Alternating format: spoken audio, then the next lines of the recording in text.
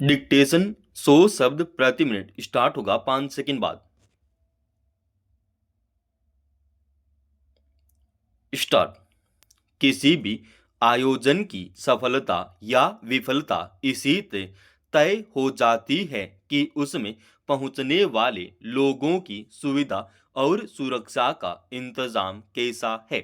प्रयागराज के महाकुंभ में बार बार पैदा हो जा रही परेशानियां इस बात की गवाही हैं कि जिस जोर शोर से लोगों को आने के लिए प्रेरित किया गया, उतनी संजीदगी से उनके आने जाने, ठहरने, नहाने आदि की व्यवस्था नहीं की जा सकी। शायद प्रशासन अंदाजा लगाने में विफल रहा कि कितने लोग वहां पहुंच सकते हैं और उनकी सुविधाओं का कैसे ध्यान रखा जाना चाहिए। पहले ही अमृत स्नान के बाद वहां बद इंतजामी की पोल खुलनी शुरू हो गई थी। मौनी अमावस्या के दिन मची भगदड़ में लोगों के घायल होने और मारे जाने के बाद भी जरूरी उपायों पर ध्यान नहीं दिया गया। इसके चलते न केवल प्रयागराज में बल्कि आसपास के वाराणसी और अयोध्या जैसे तीर्थ स्थानों पर भी परेशानियां बढ़ गई। मौनी अमावस्या पर हुई भगदड़ के बाद सरकार और प्रशासन को काफी किरकिरी झेलनी पड़ी। विपक्ष और संत समुदाय की आलोचनाओं के बाद मेला प्रशासन ने कुछ कड़े कदम जरूर उठाए। मेला क्षेत्र में विशिष्ट लोगों के प्रवेश और गाड़ियों की आवाजाही पर प्रतिबंध लगा दिया, मगर फिर वैसी ही स्थिति दिखाई देने लगी। माघ पूर्णिमा के दिन इतने लोग जुट गए कि प्रयागराज को जोड़ने वाली सड़कों पर घंटों जाम लग गया। महाकुंभ को लेकर कई महीने से प्रचार प्रसार किया जा रहा था। लोगों ने अपील की गई कि 144 वर्ष बाद आए इस महाकुंभ में अमृत स्नान के लिए अवश्य आए। बढ़ चढ़कर दावे किए गए कि वहां अब तक की सबसे अच्छी व्यवस्था की गई है। 45 करोड़ से ऊपर लोगों के आने का अनुमान लगाया गया था, मगर इस आयोजन में विशिष्ट लोगों की सुविधाओं पर अधिक ध्यान केंद्रित किया गया, जिसके चलते आम लोगों को अनेक असुविधाओं का सामना करना पड़ा। लगातार रेल सेवाएं बाधित होती रहीं। संगम क्षेत्र में भीड़ बढ़ने के कारण कई गाड़ियों को बाहर ही रोकना पड़ा। सड़क मार्ग से आने वाले लोगों को 15-16 घंटे तक जाम में फंसना पड़ा।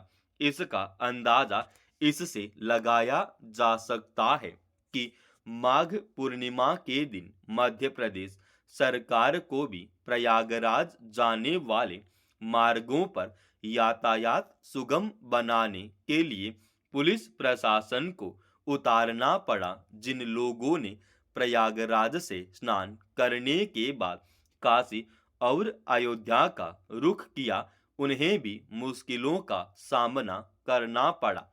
उन शहरों में प्रशासन के हाथ पांव फूल गए। हालांकि उत्तर प्रदेश सरकार ने मेला प्रशासन से जुड़े अधिकारियों को कड़ी फटकार लगाते हुए अतिरिक्त अधिकारियों को वहां उतार दिया और जल्दी ही समस्या पर काबू पाने में कामयाबी मिल गई। पर जिन श्रद्धालुओं को लंबी दूरी तय तक पैदल चलना और परेशानियों का सामना करना पड़ा, जिन्होंने अपने परिजन खो दिए, जो घायल हो गए, उनके मन में स्थायी कड़वाहट बन गई। यह सवाल अभी तक अनुत्तरित है कि जब प्रशासन को अंदाजा था कि कितने लोग स्नान के लिए आ सकते हैं, तो फिर उसने लोगों के लिए कोई व्यावहारिक व्यवस्था क्यों नहीं की? कैसे लोग जगह जगह भीड़ की शक्ल में जमा होते और परेशानियों की वजह बनते गए? किसी भी आयोजन की सफलता केवल उसमें नहीं होती कि उसमें कितने लोगों को जुटा लिया गया, बल्कि इसमें होती है कि उसे कितने सुगम तरीके से संपन्न कराया गया। आज जब विश्व में एआई यानी कृत्रिम मेधा को लेकर उत्साह का वातावरण है, प्रधानमंत्री ने भी पेरिस में आयोजित एक सम्मेलन में एआई के प्रति सकारात्मक पक्ष रखकर भारत का रुख स्पष्ट कर दिया है। इसमें कोई दो मत नहीं कि कृत्रिम मेधा के नियमन और नवाचार के बीच संतुलन कायम रखते हुए हमें आगे बढ़ना होगा। इस क्षेत्र में पूरी दुनिया के साथ कदमताल करते हुए भारत ने न केवल एआई को अपनाया, बल्कि वह डेटा गोपनीयता को कानूनी जामा पहनाने वाले अग्रणी देशों में है। इस दिशा में उसने कई पहल की है।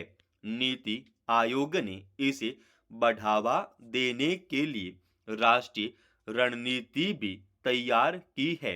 तमाम पूर्वाग्रहों को दरकिनार कर भारत जिस तरह इस दिशा में आगे बढ़ रहा है, वह जरूरी भी था, क्योंकि न केवल अर्थव्यवस्था और सुरक्षा, बल्कि कृषि, चिकित्सा एवं शिक्षा के क्षेत्र में एआई की बड़ी भूमिका होगी। भविष्य में भारतीय समाज का परिदृश्य भी बदलेगा। प्रधानमंत्री ने सही कहा कि एआई से लोगों की जिंदगी बदलेगी। भारत ने इस अवसर पर प्रौद्योगिकी के लोकतंत्रीकरण का मुद्दा भी उठाया है, जो परस्पर विश्वास और पारदर्शिता के लिए आवश्यक है। अगर ऐसा नहीं हुआ तो अविश्वास की भावना बनी रहेगी। भारत में कृत्रिम मेधा के इस्तेमाल के शुरुआती दौर में ठीक उसी तरह शंकाएं थी, जिस तरह करीब 4 दशक पहले कंप्यूटर आने और उसका उपयोग शुरू होते समय व्यक्त की गई थी। मगर कंप्यूटर से काम आसान हो गया, एआई से भी कामकाज का तरीका बदलेगा। कई जटिल कार्य सरलता और तेजी से होंगे। प्रधानमंत्री का कथन उचित ही है कि प्रौद्योगिकी से काम खत्म नहीं होता, उसकी प्रकृति बदल जाती है। इस लिहाज से देखें तो एआई के बढ़ते इस्तेमाल के साथ नई नौकरियां सृजित होती जाएंगी। युवाओं को अनेक अवसर मिलेंगे। वक्त आ गया है कि लोग और खासकर युवा एआई दक्ष बने, ताकि भविष्य में होने वाले बदलाव के लिए स्वयं को तैयार कर सकें।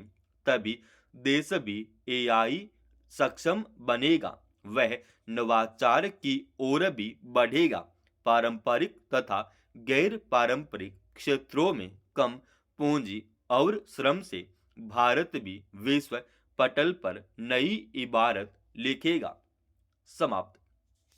दोस्तों, रोजाना ऐसे एडवांस डिक्टेशन के लिए इस चैनल को आप अभी सब्सक्राइब कीजिएगा। और आज की इस डिक्टेशन का पीडीएफ फाइल हमने हमारे Telegram channel study with HP Swami पर डाल दिया है, जिसका लिंक इसी वीडियो के डिस्क्रिप्शन में डाल रखा है।